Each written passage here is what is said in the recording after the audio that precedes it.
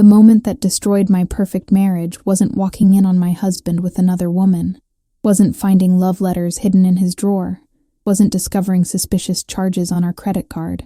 It was my 7-year-old son practicing his handwriting at the kitchen table, carefully forming letters on his homework assignment about family, when he looked up at me with innocent eyes and asked, "Mommy, how do you spell Bella's last name?" My blood turned to ice because I had never heard that name before, yet my child spoke it with the familiarity reserved for people who mattered in his small world. When I asked who Bella was, his response shattered 7 years of trust with 4 simple words: "She's Daddy's special friend." In that instant, watching my son's pencil hover over paper that would never be the same, I realized that the most devastating betrayals don't announce themselves with dramatic confrontations. They whisper themselves through the innocent voices of children who don't yet understand the weight of the secrets they carry. The assignment was supposed to be simple. Write about your family and the people who are important to you. My son had already carefully written our names: Mommy, Daddy, himself, even our golden retriever, Max. But there, in his 7-year-old handwriting, was another name that didn't belong in our family story, written with the same care and attention he gave to the people he loved most. Bella, not an aunt, not a family friend I had somehow forgotten, not a teacher or babysitter, a complete stranger whose name rolled off my child's tongue like a prayer, whose existence in his vocabulary meant she had been present in his life long enough to become familiar, comfortable, important. How many times had he practiced saying her name? How many conversations had they shared? How many moments had my husband stolen from our family to build a relationship that was now so significant it appeared on my son's homework, about the people who mattered most? I had always prided myself on being the kind of wife who created a home that felt like a sanctuary, who anticipated needs before they were spoken, who made marriage look effortless, even when it required enormous effort. For 7 years, I had been the woman who packed perfect lunches, who remembered every important date, who made sure my husband's shirts were pressed and his favorite meals were waiting when he came home from his demanding job. I was the mother who volunteered for every school event, who knew all of my son's friends and their parents, who created traditions that would become the foundation of his childhood memories. Our house was the one where neighbors gathered, where holidays felt magical, where love seemed to live in every carefully chosen detail. I had built my identity around being indispensable, irreplaceable, the kind of woman who made her family's lives so comfortable and joy-filled that the thought of betraying that trust would be unthinkable. What I didn't realize was that perfection can become a prison, and sometimes the people who benefit most from your devotion are the ones most likely to take it for granted. The early years of our marriage had been a fairy tale that I narrated to myself daily, grateful for a love that seemed too good to be true. We met in college, both of us driven and ambitious, both dreaming of the kind of life that required partnership and shared sacrifice. He was charming in the way that made strangers feel like old friends, successful in the way that promised security, attentive in the way that made me feel like the most important person in any room. Our wedding was perfect. Our honeymoon was blissful. Our first apartment was small, but filled with hope and possibility. When our son was born, I watched my husband hold that tiny person with tears in his eyes, and knew I had chosen the right man to build a life with. Those early parenting days were exhausting but magical. We were a team facing the beautiful challenge of raising a human being who would carry our love forward into the world. He was present for bedtime stories, patient during midnight feedings, proud of every milestone our son achieved. How do you reconcile those memories with the man who would later use that same child as cover for his betrayal? The signs were there, of course, subtle as morning mist, but persistent as gravity. Late nights at work that became later and more frequent, business trips that seemed to require less communication home than they used to, new attention to his appearance, clothes that fit better, cologne that smelled different, a haircut that seemed more expensive than necessary. Phone calls he took in another room, text messages he answered while facing away from me, a laptop that lived permanently in his briefcase instead of casually on the kitchen counter. But these changes accumulated slowly, like sediment settling at the bottom of a clear lake, each one explainable in isolation, each one easy to dismiss when you're focused on managing a household and raising a child. I was so busy being the perfect wife that I didn't notice my husband was practicing to be someone else's perfect partner. When did his increased attention to grooming stop being about professional advancement and start being about personal attraction? Our conversations, once filled with dreams and inside jokes and the comfortable intimacy of shared history, had become transactional exchanges about schedules and logistics and the mundane details of family management. He would ask about our son's day, but not really listen to the answer, would comment on dinner, but not taste it with the appreciation he used to show, would say he was tired, but not invite the kind of connection that tiredness usually created between married people.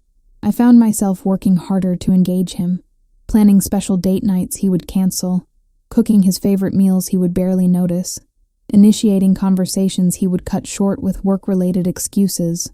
The emotional distance was so gradual that I convinced myself it was normal, that all marriages went through phases where connection required more effort, that his detachment was temporary stress, rather than permanent redirection of his attention. I was so focused on being understanding that I failed to understand what was actually happening. The revelation about Bella forced me to examine every interaction, every excuse, every moment, when my instincts had whispered that something was wrong, but my loyalty had shouted them down. Our son's casual mention of this woman, who existed in his father's world, but not in mine, opened a door I had been unconsciously avoiding, revealed a room in my husband's life that I had never been invited to enter. The fact that my child knew her name, spoke of her with familiarity, included her in his definition of family, meant that this wasn't a casual acquaintance or brief indiscretion. This was a relationship substantial enough to involve my son, ongoing enough to become part of his vocabulary, significant enough to merit inclusion in a homework assignment about important people. My husband hadn't just betrayed me.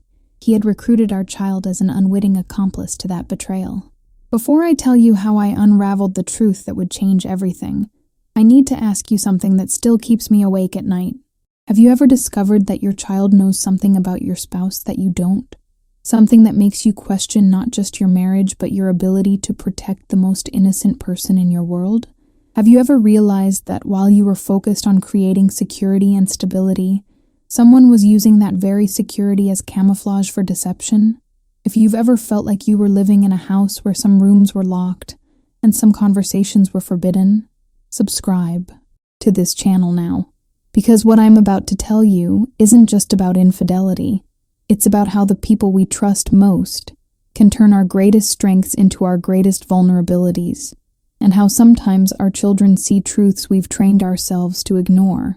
The investigation that followed my son's innocent homework assignment will change how you think about trust, about marriage, about the stories we tell ourselves to avoid seeing what's right in front of us. The conversation with my son about Bella was the most delicate interrogation I've ever conducted, requiring the investigative skills of a detective wrapped in the gentle curiosity of a mother who didn't want to alarm or confuse her child. I asked questions that seemed casual but were actually surgical, designed to extract information without revealing why that information was important. When did he meet Bella? A long time ago, when Daddy took me to the park. What did Bella look like? She's really pretty, Mommy, and she smells like flowers. Where did he usually see her? Sometimes at her house when Daddy says we're running errands. Each answer was a small explosion in my chest, confirmation that this woman wasn't a figment of imagination or a casual acquaintance, but someone who had been woven into my son's experience of his relationship with his father. The betrayal wasn't just romantic, it was familial, turning my child into an innocent witness to his father's double life. The details my son shared were devastating in their innocence and specificity. Bella had a cat named Princess that my son was allowed to pet. Bella made sandwiches cut into triangles instead of rectangles, which he found fascinating. Bella had a big television where they watched cartoons that weren't allowed at home. Bella gave him special treats and asked him not to tell Mommy because it would spoil dinner. Each revelation painted a picture of a woman who had been cultivating a relationship with my child, who knew his preferences and catered to his desires, who had been playing a role in his life, while I remained completely unaware of her existence. This wasn't a casual affair hidden from family life. This was a parallel family life being constructed with my own child as the bridge between two worlds. How long had this been happening while I packed school lunches and attended parent-teacher conferences, believing I was the only woman in my son's life who mattered? The most heartbreaking aspect of these conversations was my son's obvious affection for Bella, the way his face lit up when he talked about her, the genuine happiness in his voice when he described their interactions. She had been kind to him, generous with attention and treats, someone who made his time with Daddy special and fun. In his innocent understanding, Bella was a positive addition to his world, someone who made his father happier and their adventures more exciting. He had no framework for understanding that her presence in his life represented a betrayal of his mother, a violation of his parents' marriage, a deception that would ultimately shatter the security he took for granted. The cruelty of using a child's natural openness and trust to facilitate an affair was breathtaking in its selfishness, turning my son's love for his father into an unwitting weapon against his mother. Armed with my son's innocent revelations, I began the kind of investigation that no wife should ever have to conduct, searching for evidence of a life my husband had been living parallel to our marriage. I looked through his phone when he showered, examined credit card statements with forensic attention, checked the mileage on his car against the errands he claimed to be running. Every piece of evidence I found confirmed what my son had already revealed. This wasn't a recent development or a moment of weakness, but a sustained relationship that had been carefully hidden from me while being openly shared with our child. Restaurant charges for meals I hadn't eaten, hotel reservations for nights he claimed to be working late, purchase receipts for gifts I had never received. The paper trail of deception was extensive and methodical, revealing someone who had been living a double life with the precision of a criminal enterprise. But the most damning evidence came from an unexpected source, my son's backpack, where I found a small toy car that I had never seen before, still in its package, with a handwritten note attached. For my favorite little man, from Aunt Bella. The casualness of the endearment, the assumption of a familial role, the evidence that she was giving gifts to my child while I remained ignorant of her existence, was devastating in its implications. This woman wasn't just having an affair with my husband. She was auditioning to be his family's replacement, cultivating a relationship with my son that would make a potential future transition easier for everyone except me.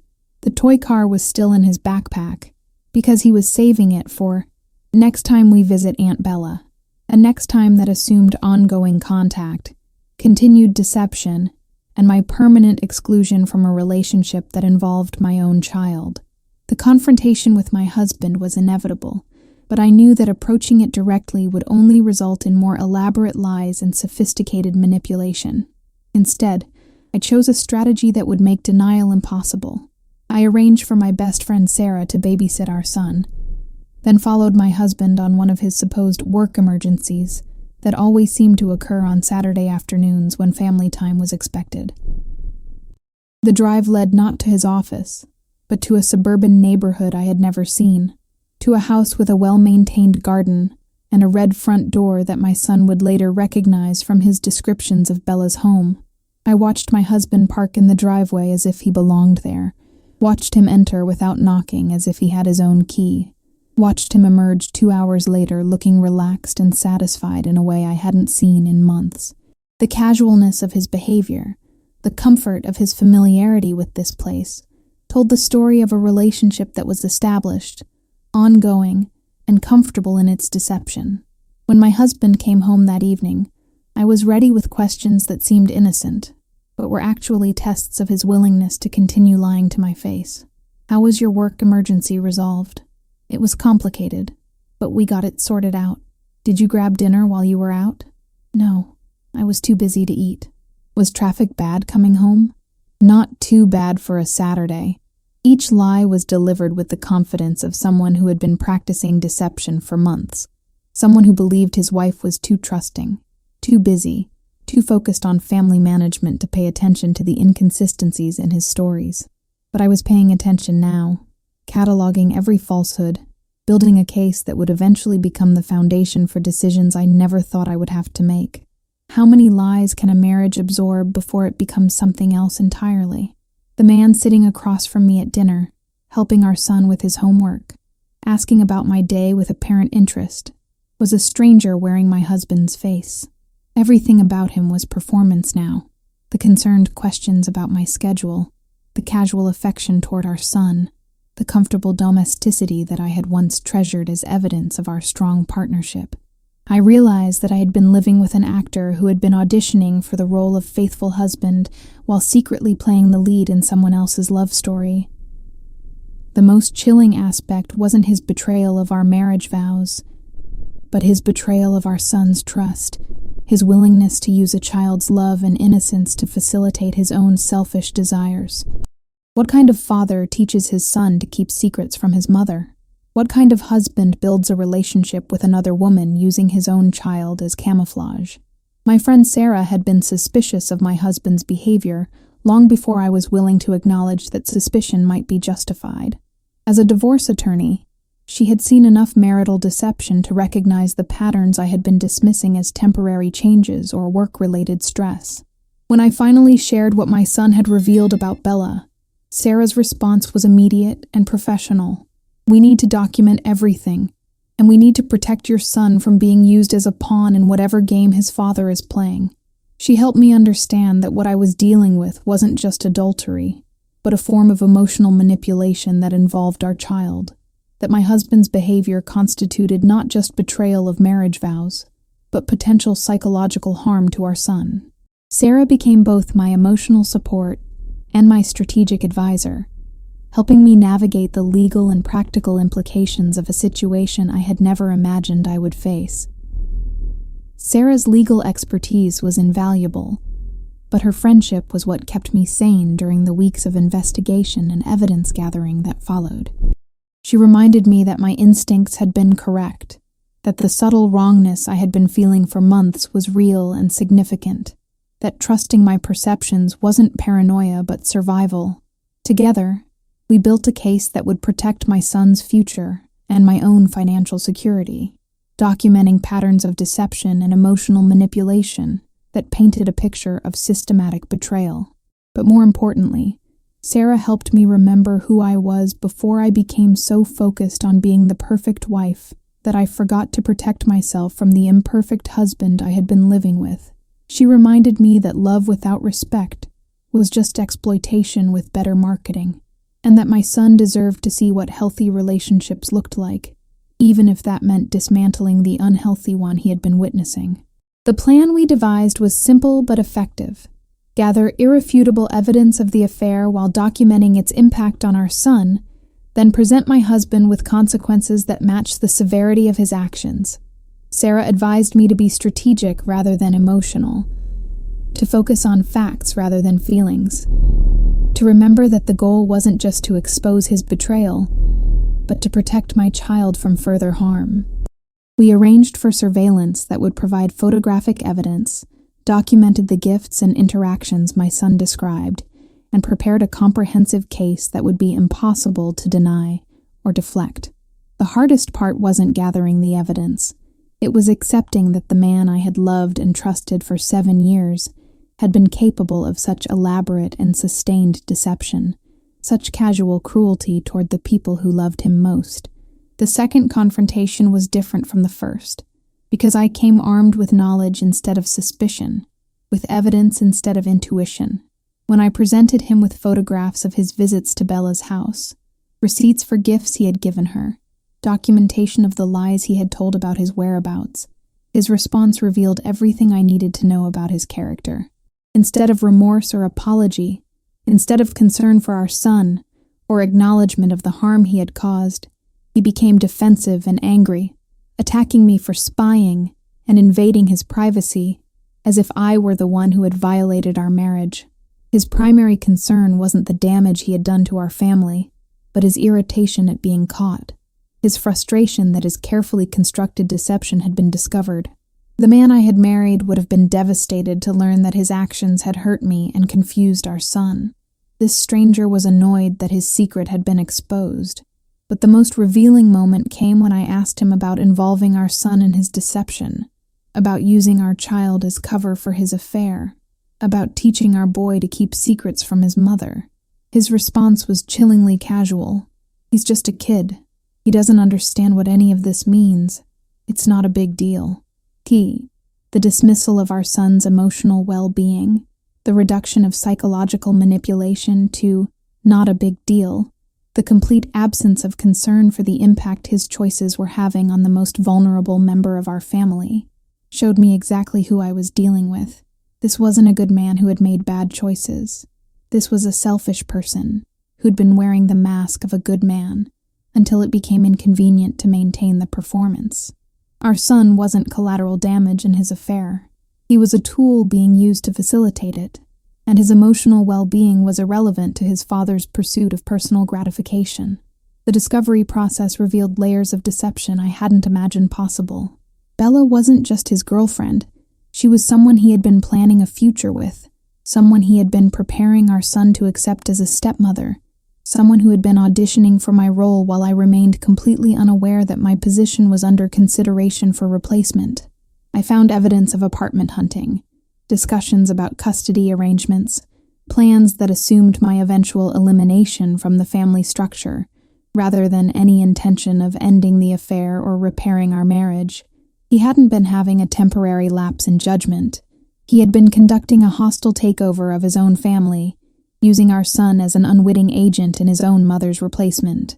The cruelty was breathtaking, but so was the arrogance.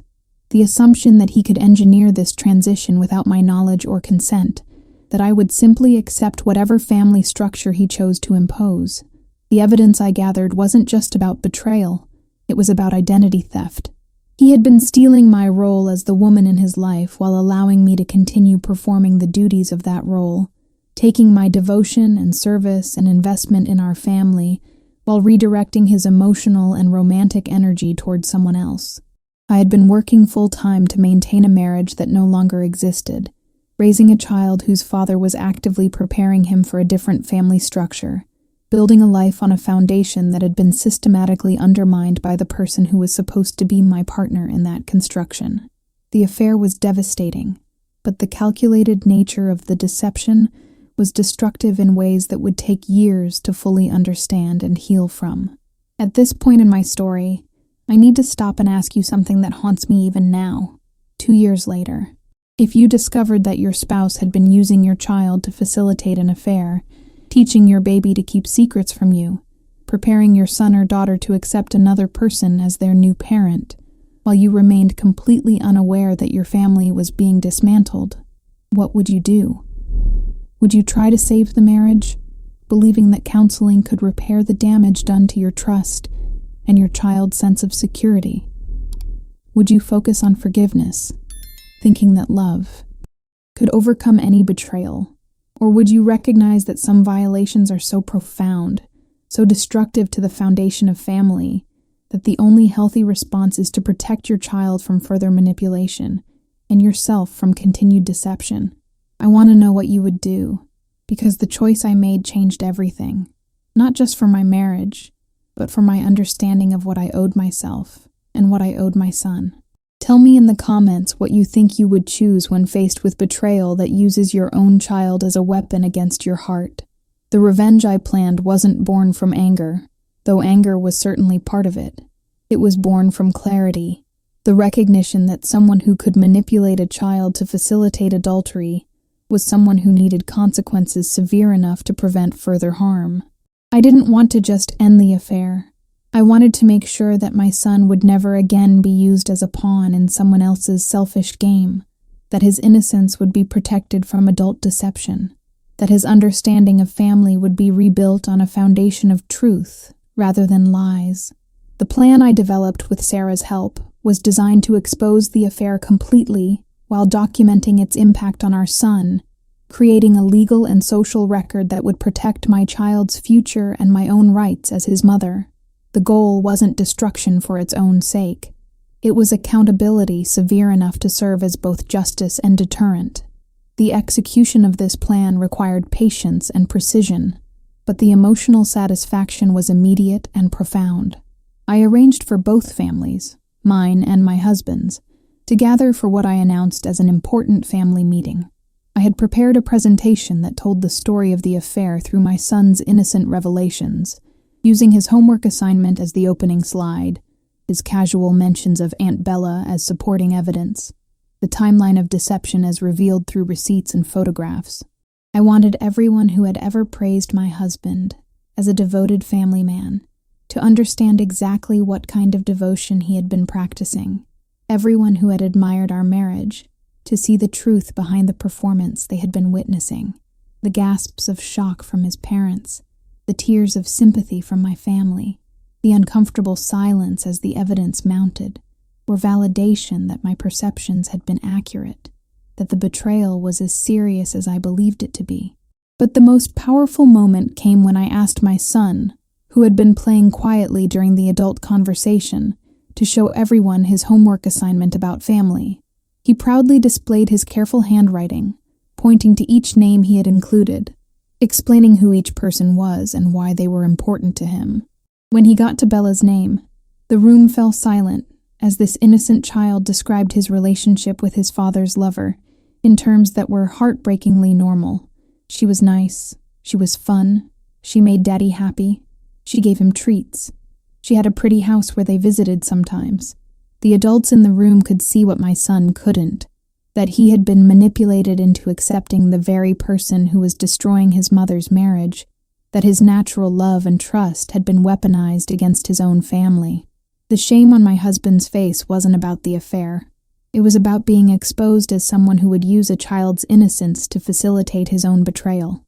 The legal proceedings that followed were swift and decisive, largely because the evidence was overwhelming and the pattern of behavior was undeniable.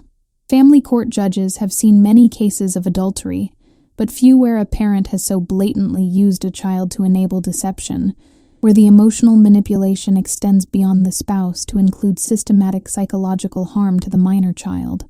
My husband's attempts to minimize his behavior, to frame the affair as a personal matter between adults, were undermined by his own actions, the gifts given to our son by his lover, the secrets he had taught our child to keep, the parallel family structure he had been building with our boy as the bridge between two worlds. The custody arrangement reflected the court's understanding that someone who would manipulate a child's trust to facilitate adultery posed a risk to that child's emotional development and psychological well-being. The financial settlement was substantial, but the emotional justice was priceless. My husband lost not just his marriage, but his reputation, his standing in our community, his relationship with extended family members, who could no longer look at him without seeing someone who had used a 7-year-old child as cover for adultery.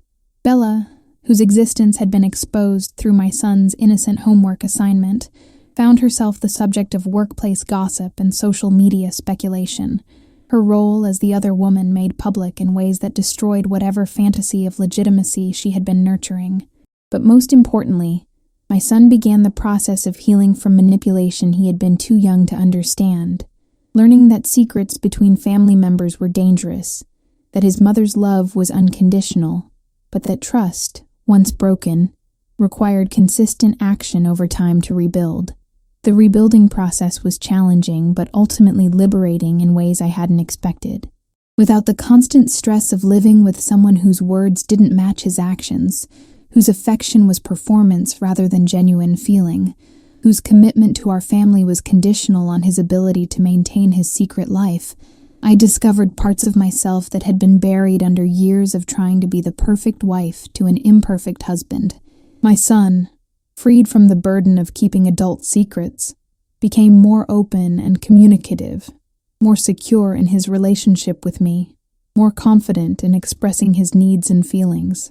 We created new traditions based on honesty and transparency, new ways of being a family that didn't require anyone to pretend or perform or keep parts of their life hidden from the people who loved them most. The most unexpected gift was the community of support that emerged once the truth was known. Other mothers reached out to share their own stories of discovering affairs through their children's innocent revelations, of realizing that their trust had been betrayed not just as wives but as parents. of learning that the people they had loved most were willing to sacrifice their children's emotional well-being for their own selfish desires. We formed a network of support and advocacy, helping each other navigate the legal and emotional challenges of protecting our children from the adults who had failed to protect them, of rebuilding family structures based on truth rather than deception, of teaching our children what healthy relationships looked like even when we were still learning that ourselves. The transformation in my son was remarkable and heartbreaking in equal measure. Within months of the truth coming out, he stopped talking about Bella with the fond familiarity that had initially exposed the affair, stopped asking when they would visit her again, stopped mentioning the secrets he had been taught to keep. But he also became more clingy with me, more anxious about my whereabouts, more concerned about whether I was happy or sad.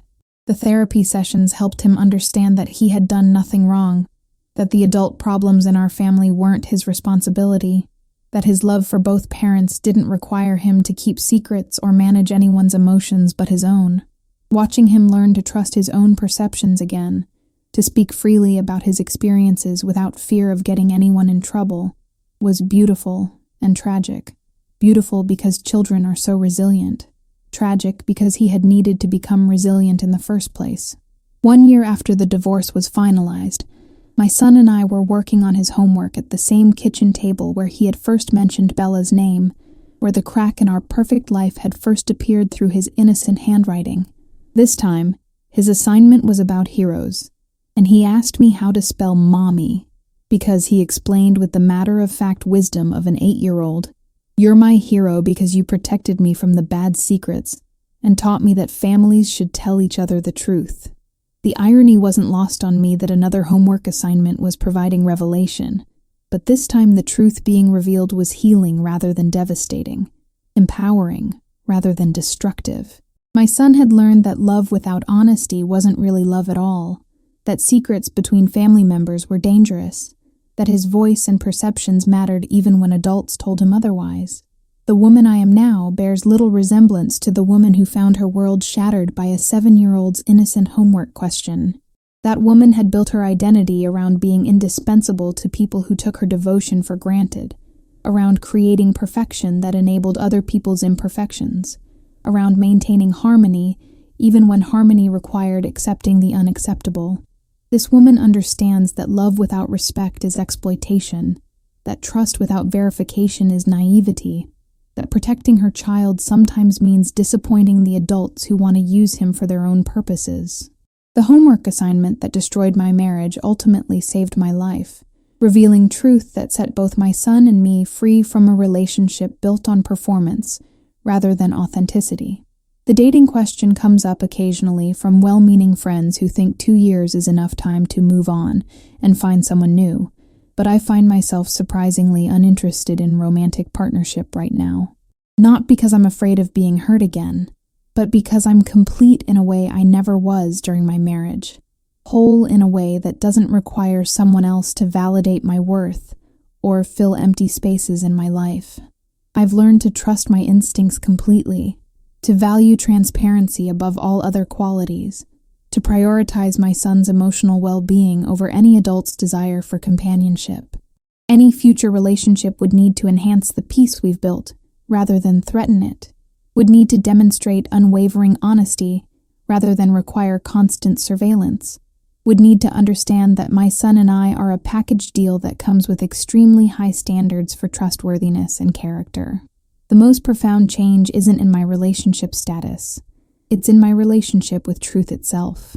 I no longer dismiss my own perceptions when they conflict with someone else's explanations, no longer make excuses for behavior that makes me uncomfortable, no longer prioritize other people's feelings over my own clarity.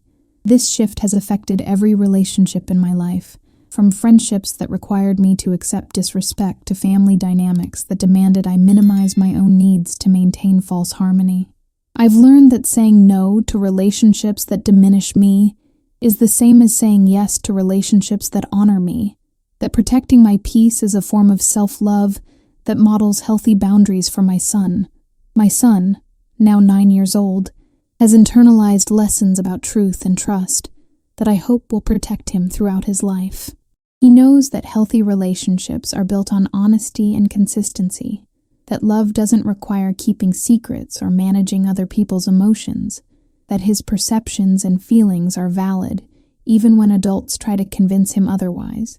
He's learned to ask direct questions when something doesn't make sense, to trust his instincts when someone's words don't match their actions, to value transparency over convenience in all his relationships. Most importantly, he's learned that his mother will always choose his well-being over any adult's comfort, that truth-telling is rewarded in our home even when it's difficult, that he never has to carry someone else's secrets to earn love or approval.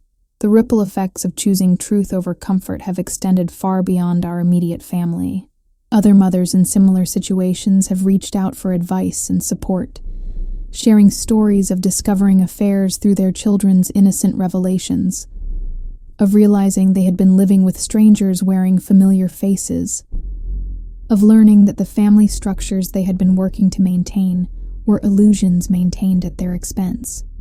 We've created a network of support and advocacy, helping each other navigate the complex process of rebuilding lives after systematic deception, of teaching our children what healthy relationships look like, of recognizing that protecting our families sometimes means dismantling the structures that have been harming them. The legal precedent set by my case has been cited in other custody hearings, where one parent's deception has involved manipulation of the children, where affairs have been facilitated by using minors as unwitting accomplices, where the emotional well-being of children has been sacrificed for adult convenience.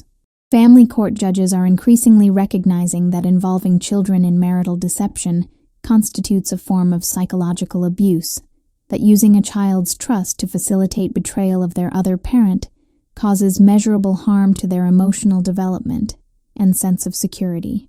The homework assignment that revealed my husband's affair has become part of a larger conversation about protecting children from the adults who should be protecting them. My professional life has been transformed by this experience as well.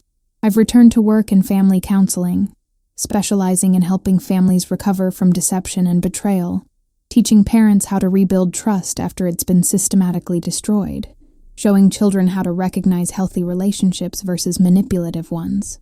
The insights I gained from being deceived have made me more effective at helping others recognize the signs of manipulation, more skilled at teaching people to trust their own perceptions, more passionate about protecting families from the kind of systematic deception that nearly destroyed mine.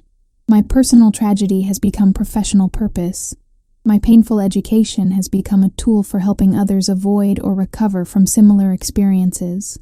The speaking engagements that have grown from my advocacy work have taken me to conferences and support groups across the country, where I share the story of how a child's homework assignment exposed years of calculated deception and ultimately saved 2 lives, mine and my son's. The response from audiences is always the same: recognition that they too have dismissed their instincts, made excuses for behavior that made them uncomfortable, accepted explanations that didn't align with observable facts. My story gives them permission to trust what they're seeing, to investigate what doesn't make sense, to protect their children from adult deception, even when that deception is being perpetrated by someone who claims to love them. The financial independence I've built since the divorce has been empowering in ways that extend far beyond material security.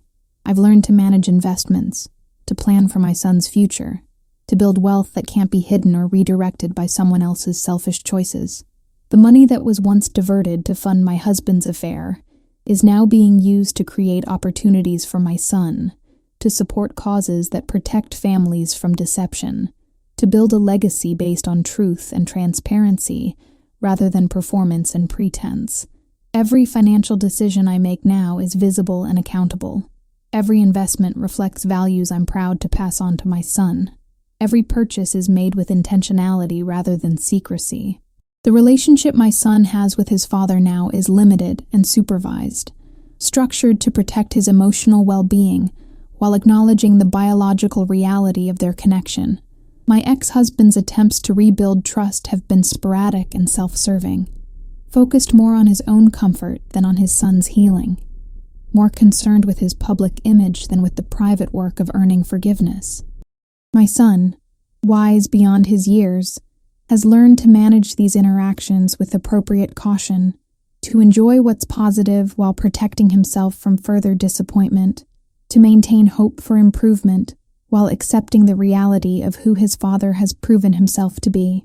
The therapy that has been crucial for both of us isn't just about healing from betrayal. It's about building immunity to future manipulation, about recognizing healthy relationship patterns, about understanding that love without respect is just exploitation with better marketing. My son has learned that adults who ask children to keep secrets from other adults are not trustworthy, that family relationships should be transparent and consistent, that his emotional well-being is more important than anyone's convenience or comfort. These lessons will protect him in all his future relationships, romantic and otherwise, by teaching him to expect and demand honesty as the baseline for any meaningful connection. The new traditions we've created are built on openness and authenticity rather than performance and perfection. We have weekly family meetings where we discuss everything that's happening in our lives, monthly adventures where we explore new places and try new things together, annual rituals where we reflect on our growth and set goals for the future. Our home is no longer a showplace designed to impress others with our family's perfection, but a sanctuary where truth is valued over appearance, where feelings are honored over facades, where connection is prioritized over control. The peace that permeates our daily life now is the peace that comes from living in alignment with our values, rather than in service to other people's expectations. The community response to my story has been overwhelmingly supportive, but it's also revealed how common this type of deception really is. Countless women have shared similar experiences of discovering affairs through their children's innocent observations, of realizing they had been living with systematic deception while focused on maintaining family stability, of learning that their devotion was being taken for granted while their trust was being systematically violated. The epidemic of family deception, particularly deception that involves manipulating children, has become a passion of mine to address through education, advocacy, and support for those who are discovering that their family structures are built on lies rather than love. The writing I've begun, starting with a blog about our experience and expanding into articles for family magazines and psychological journals, has given me a platform to reach parents who might be dismissing their own instincts the way I dismissed mine for so long. The response from readers is consistently the same: gratitude for permission to trust what they're seeing, validation that their concerns are legitimate, encouragement to investigate what doesn't make sense, rather than accepting explanations that require them to doubt their own perceptions. My story has become a catalyst for other families to seek truth, to demand transparency, to protect their children from adult deception regardless of the source.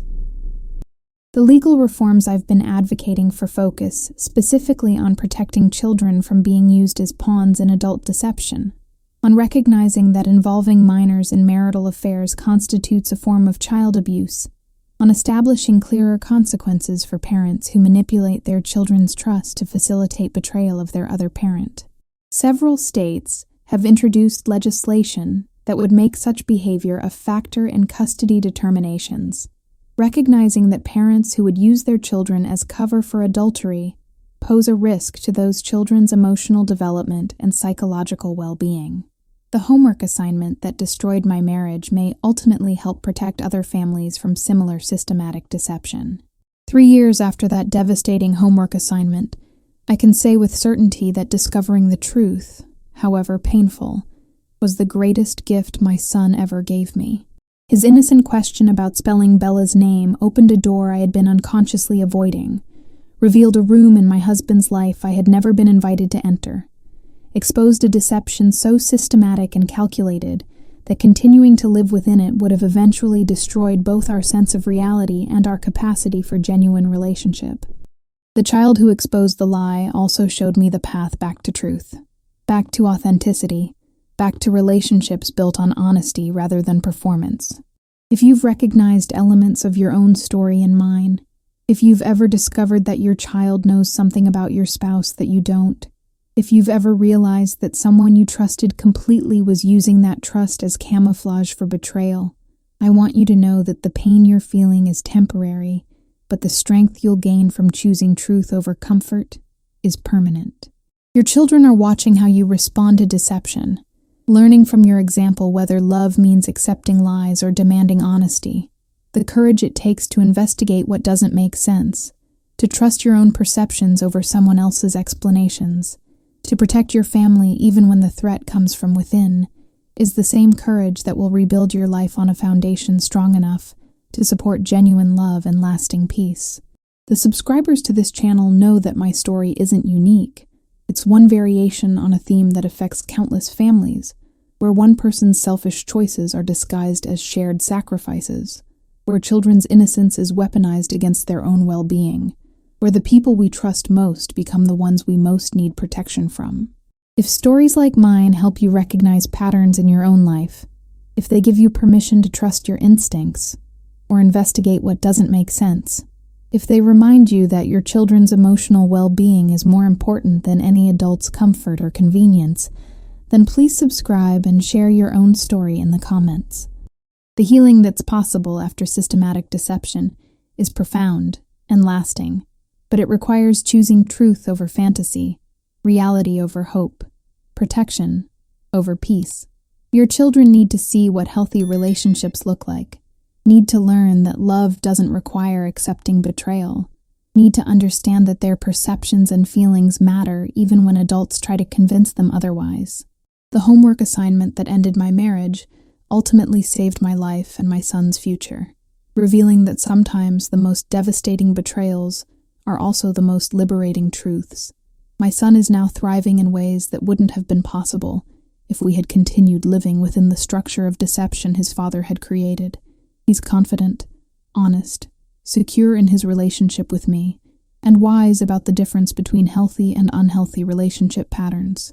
The handwriting skills he was practicing when he first wrote Bella's name have evolved into storytelling abilities he uses to help other children process difficult emotions, to advocate for truth in all his relationships, to create narratives based on reality rather than fantasy. The homework that destroyed our family ultimately helped us build a better one, stronger, because it's built on truth, healthier because it's maintained through transparency, more loving because it's based on respect rather than performance.